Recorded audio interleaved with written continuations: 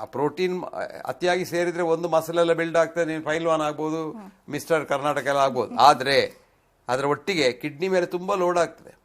ಆದ್ರೆ ಎಷ್ಟು ಲೋಡ್ ಆದ್ರೂ ತಡ್ಕೊಳ್ಳೋ ಶಕ್ತಿ ಕಿಡ್ನಿಗಿದೆ. ನಾನು ಹೇಳಿದೆ ರಿಸರ್ವ್ ಪೊಲೀಸ್ ಫೋರ್ಸ್ ತುಂಬಾ ಉಂಟಲ್ಲಿ. ಆ ರಿಸರ್ವ್ ಪೊಲೀಸ್ ಫೋರ್ಸ್ ಅನ್ನು ನಾವು ಓವರ್ ಮಾಡಿದ್ರೆ ಆವಾಗ ಕಿಡ್ನಿ ಫೇಲ್ ಆಗ್ಲಿಕ್ಕೆ ಸಾಧ್ಯ ಉಂಟು. ಹಾಗಾಗಿ ಕಿಡ್ನಿ ಫೇಲಿಯರ್ ಒಂದು ದೊಡ್ಡ ಕಾಯಿಲೆ ಅಲ್ಲ. ಆದ್ರೆ ಈಗ ಏನಾಗ್ತದೆ ಅಂದ್ರೆ ಸ್ವಲ್ಪ ಕಿಡ್ನಿಗೆ ಡ್ಯಾಮೇಜ್ ಆಯ್ತು ಅಂದ್ರೆ ಅದಕ್ಕೆ ಔಷಧಿ ಕೊಟ್ಟು ಅದನ್ನ ಜಾಗ್ರತೆ ಮಾಡಿ ಡಯಟ್ ಮಾಡಿ ಯಾರು ನೋಡುದಿಲ್ಲ. ಕೂಡಲೇ ಹೇಳ್ತಾರೆ ನೀನು ಡಯಾಲಿಸಿಸ್ ಮಾಡ್ಕೊ ಅಂತ. ಡಯಾಲಿಸಿಸ್ ಒಂದು ವ್ಯಾಪಾರ ಆಗಿದೆ ಈಗ.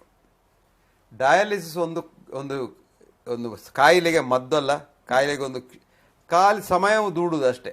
ಈಗ ಕಿಡ್ನಿ ಫೇಲ್ ಆಯ್ತು, ಡಯಾಲಿಸಿಸ್ ಮಾಡಿದ್ರೆ ಕಿಡ್ನಿಯ ಬದಲಿಗೆ ಆ ಮೆಷಿನ್ ನಲ್ಲಿ ಅದನ್ನು ಫಿಲ್ಟರ್ ಮಾಡುತ್ತೆ. ಏನೆಲ್ಲ ಕಿಡ್ನಿ ಫಿಲ್ಟರ್ ಮಾಡ್ತದೆ ಅದನ್ನು ಫಿಲ್ಟರ್ ಮಾಡುತ್ತೆ. ಆದ್ರೆ ಕಿಡ್ನಿ ಫಿಲ್ಟರ್ ಮಾಡಿದ ಹಾಗೆ ಆ ಮೆಷಿನ್ ಫಿಲ್ಟರ್ ಮಾಡ್ಲಿಕ್ಕೆ ಸಾಧ್ಯ ಇಲ್ಲ.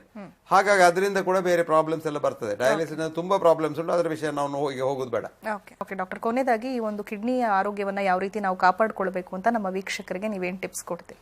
ನಾನು ಹೇಳಿದೆಲ್ಲ, ಮಿತದಿಮ್, ಎಲ್ಲದಕ್ಕೆ ಮಿತ ಇರಲಿ, ತಿನ್ನುವುದರಲ್ಲೂ ಮಿತ ಇರಲಿ.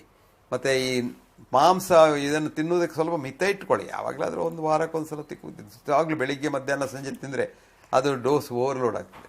ಮತ್ತೆ ಅದು ಮಾತ್ರ ಅಲ್ಲ, ಸಾಧಾರಣ 4,000 ರಿಸರ್ಚ್ ಪೇಪರ್ಸ್ ಇವೆ ಬೇಯಿಸಿದ ಮಾಂಸದಿಂದ ಕ್ಯಾನ್ಸರಿಗೆ ಒಂದು ಮುಖ್ಯ ಕಾರಣ ಅಂತ. ಆದ್ರೆ ಆ ಪೇಪರ್ಸ್ ಸಪ್ರೆಸ್ ಮಾಡ್ತಾರೆ. ಮೀಟ್ ಇಂಡಸ್ಟ್ರಿ ಕೂಡ ಬಹಳ ಪವರ್ಫುಲ್, ಅವ್ರು ಬಿಡೋದಿಲ್ಲ. ಹಾಗಾಗಿ ಆಹಾರದಲ್ಲಿ ಅದು. ಎರಡನೇದು ನೀರು, ಮೂರನೇದು ಅದರ ಹೆದರುದನ್ನು ಬಿಡಬೇಕು.